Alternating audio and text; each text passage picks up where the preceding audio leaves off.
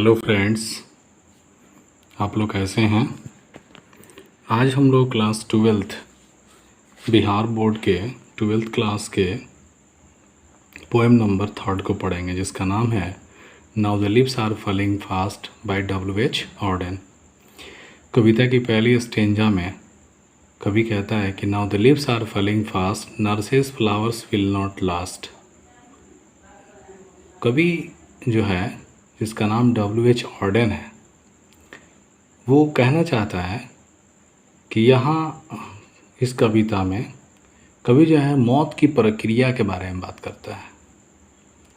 कहता है कि जिस तरह से now the leaves are falling fast, जिस तरह से तेजी से पत्तियाँ गिर रही हैं, nurse's flowers will not last. ठीक है, जिस तरह से फूल और पत्तियाँ जो हैं तेजी से गिरती चली जा रही हैं। ठीक है, nurses to the grapes are gone and the प्राम्स go rolling on. मतलब ये हुआ कि जिस तरह से तेजी से पत्ते गिर रहे हैं, उसी तरह से मानव बीमारी एवं कष्टों के कारण ही मरता जा रहा है। कोई भी नहीं है जो इस संसार में टिकाऊ है, यानी कोई भी टिकाऊ नहीं है। कोई भी यहाँ आदर्श व्यक्ति नहीं है जो आने वाली पीढ़ियों को संरक्षण दे सके। ठीक है, यानी कि जिस तरह से पेड़ों की पत्तियां गिर रही हैं, उसी तरह से संसार में इंसान भी मरते जा रहे हैं काफ़ी तेज गति से। उस तरह से दूसरी जो पंक्ति है उसको देखेंगे कि विस्पेयरिंग नेबर्स, देख रहे हैं, विस्पेयरिंग neighbours left and right. W.H. Orton कहते हैं कि pluck us from the real delight and the active hands must freeze lonely on the separate knees। कवि का मानना है कि हमारे चारों तरफ यमदूत मौजूद हैं, यानी हमारे दाहिने तरफ, हमारे बाएं तरफ, दोनों तरफ यमदूत मौजूद हैं। pluck us from the real delight, जो हमसे हमारी खुशियों को छीनने के लिए तैयार बैठे हैं। and the active hands must freeze, ठीक है, and the active hands must freeze, और जैसे ही वो हमसे हमारी खुशियाँ छीनेने, हमारी मौत होगी, हमारी हाथ जो होगी एकदम फ्रीज की तरह एकदम ठंडा पड़ जाएगा। ठीक है, एकदम ठंड हो जाएगा। समझ में आ रहा है। लॉनली ऑन द सेपरेट नीज। कवि का मानना है कि इंसान जो है इस दुनिया में, ठीक है, अकेला पड़ जाएगा, यानी कि कोई उसे बचाने वाला भी नहीं होगा। 3, death in hundreds at the back. कवि जो है फिर आगे बढ़ता है। ये कविता लिखते समय कवि जो है जंगल में जाता है, जहाँ देखता है बहुत सारी पत्तियाँ गिरी, उसकी कंपेयर करता है संसार में जो लोग हैं वो मरते जा रहे हैं उससे। कह रहा है death in hundreds at the back. कवि कहता है कि जीवन के पथ पर सैकड़ों 100 की पेटियाँ पड़ी हुई हैं, यानी 100 की पेटी जिसमें 100 रखे गए हैं मृतक शरीर। Follow wooden in our track. ठीक है, उनको मृत्यु जो शरीर है, मृत शरीर जो इंसानों का है, उसको लकड़ी के ताबूत में रखे गए हैं।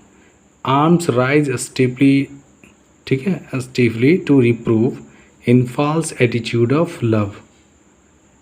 ठीक है, मानो यहाँ पे वो कह रहा है, कवि जो कह रहा है कि लेकिन वो मृतक शरीर जो है उनकी बाहें अकड़कर उठी हुई हैं, बाहें जो है उठी हुई हैं।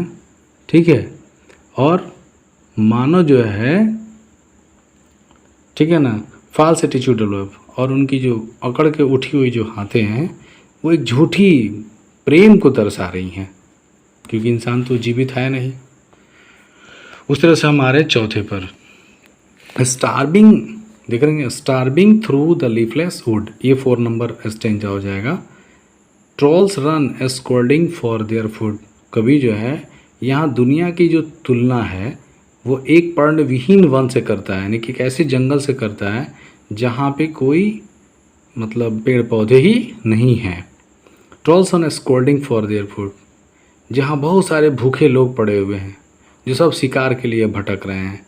And the Nightingale is dumb, यहाँ तक कि उस कह सकते हैं कि वैसे वन जहाँ पे जो कोई पेड़ ना हो, जहाँ कोई पत्तियाँ ना हो, वहाँ पे जो नाइटिंगेल है वो भी गूंगी हो चुकी है, चुपचाप हो चुकी है, अब उसकी गीत नहीं सुनाई दे रहे हैं। And the angel will not come, कवि कहता है कि अब यहाँ कोई ऐसे देवदूत नहीं आएंगे जो इन चीज़ों को बचा सकें, बचाने के लिए यहाँ कोई देवदूत नहीं आएंगे। लास्ट, कोल्ड इम्पॉसिबल अहेड, कवि का मानना है, कवि जो है यहाँ पे कहता है कि cold impossible ahead, list of mountains lovely head, कवि मानव की तुलना ऐसे पार्थिकों से करता है वह जो जीवन के आखिरी पड़ाव वाले व्यक्तियों के प्रति अपनी सहानुभूति को प्रकट करता है।